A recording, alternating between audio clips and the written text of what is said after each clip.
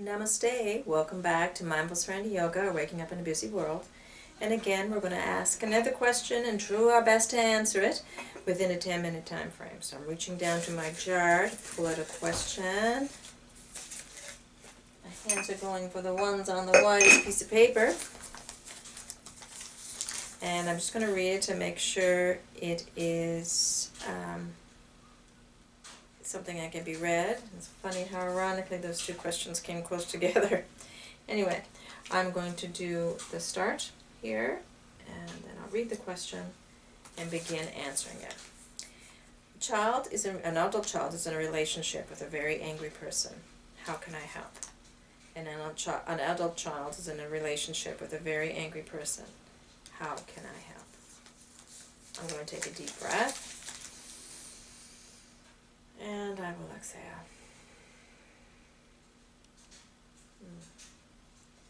So we have an adult child that's in an unhealthy relationship with someone who is angry, who's directing a certain degree of suffering outward, projecting it onto the individual, our child, possibly.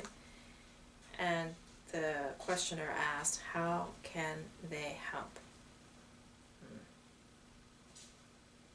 This is a tough question again, and it's ironic that it came so soon after the last question I answered because, like I said, I'm experiencing something along this line right now. I'm not even sure where these questions came from. It's funny how the universe just does that. So you have a loved one that's in a situation that is unhealthy, and you're wondering how you can help. It hurts to see our children suffering, there's no doubt about it. As a parent, we feel the pain of our children. We want them to be healthy and happy, and when they're not, or in situations where there's a propensity towards unhappiness, it's almost like we're in that situation dealing with it. And our gut instinct as a parent is to fix everything, is it not? To manipulate the environment around our children so that it's safe and pleasant and healthy. And it's quite an eye-opener when we realize at some point in our lives that we have absolutely no control over the environment around us, or at least nothing that's going to last. Nor do we have the control over the other individuals in our lives, be they the children we love or the partners, the angry partners of the children we love. I think the most important thing to do in any case like this is to go back to the mind as both the problem and the solution. We recognize a situation, that our relationship that our child is in that is unhealthy. That is real. We see that, we own that, we recognize that. But at the same time, we have to be creating distance between us and it so we see it clearly. If we're in reactive mode, in this protective helicopter parent mode, we're just going to zoom right in, and chances are we're going to make the situation much more difficult than it has to be. If you were to zoom in, for an example, as a third person into a toxic relationship with an individual you love who's in a relationship with someone, say, who's angry and abusive, and this is not to say this person is abusive, it just says angry. Angry and abusive, and you were to jump in and start saying this is wrong to both the individual that's angry and the individual that's in the relationship with this angry person, that this is wrong, this is bad, this shouldn't be, get out, da-da-da.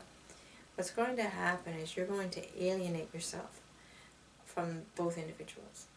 If you alienate yourself from the angry person may begin projecting their anger back more so onto the individual they're with and attempt to isolate them more so that they're not involved with you, because no one wants to be told that they're wrong or bad or whatever. And your loved one, your child, is likely to alienate you as well. If they're not ready to leave the relationship, it takes about 8 times before an individual leaves an abusive relationship. Okay, 8 times before they successfully leave for good. That's the average. I mean, some people will leave after the first bout of violence, be it abuse, be it emotional or physical. But some say the average individual is 8 times. So if your child is in a situation and you really want them out of that situation, and if you're not careful and you're spouting off at the mouth and you're doing whatever you can telling them they should be out of it, you risk the chance of alienating your child from you, so that when the time comes, if the situations escalate, as they tend to do in these situations, the anger tends to escalate and escalate and escalate, they will not go to you for support. They will cut themselves off from what you can offer them. So what you really want to do, make being supportive your number one priority.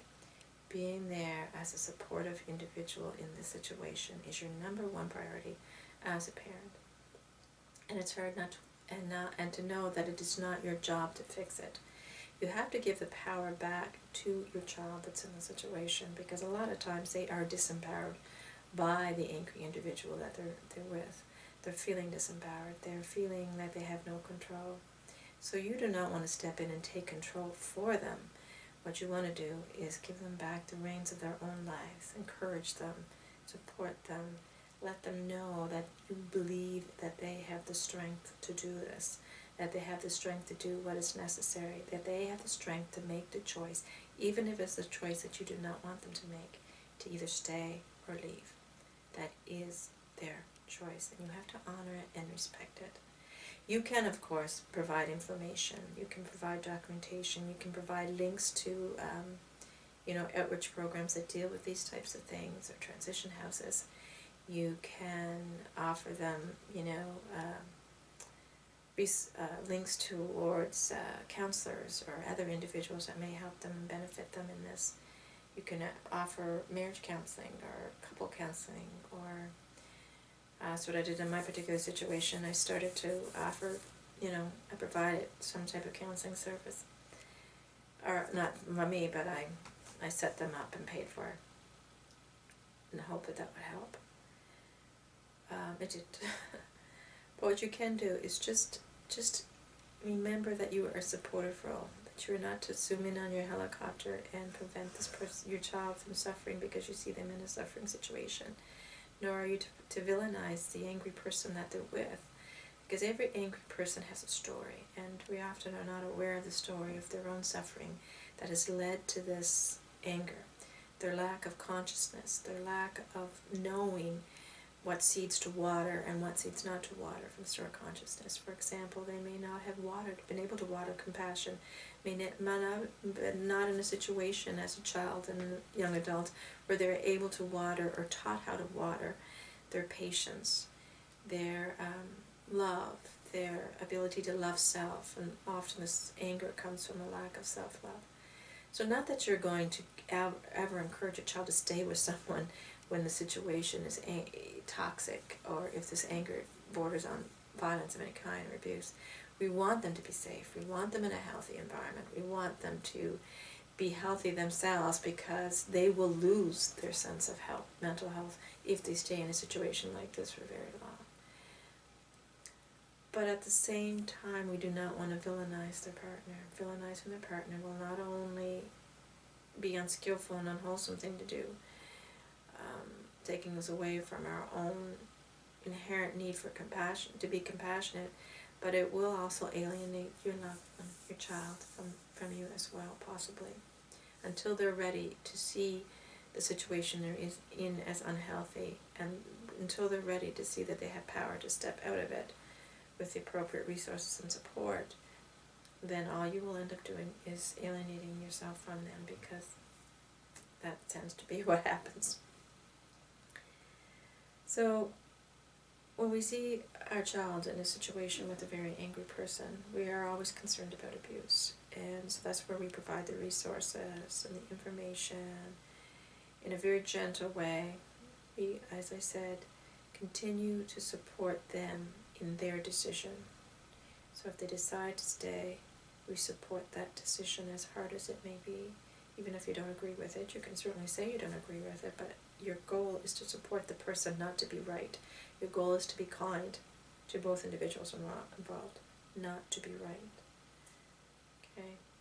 And of course, if the situation escalates to the point where there is a danger to life, then or a danger to physical health, then we definitely call the authorities. We can report such cases, and hopefully the legal system will do something, as it was in this case that I'm familiar with right now. So, loving all is a hard thing to do when you see someone hurting someone you love. But we get to a point in our own evolution where we see that anger and hating the hater, being angry with the angry person, is not beneficial to anybody. Looking deeply into suffering of all individuals involved allows us to see the need for compassion, understanding, over the need for judgment and villainization. And of course, sometimes it's out of our hands and the system will step in and decide what needs to be done. Again, by no means am I saying for your loved one or your child, just to encourage your child to stay in a healthy relationship. No, no, no. We want them out of that relationship. We want both parties to be healthy. Obviously, if they're not healthy together. But we want to make sure that we do so in a supportive way, rather than taking control away, if that makes any sense. And we always, always find, if we can, those seeds of compassion within ourselves, so we better understand both parties involved. Thank you for listening. Have a wonderful day. Namaste.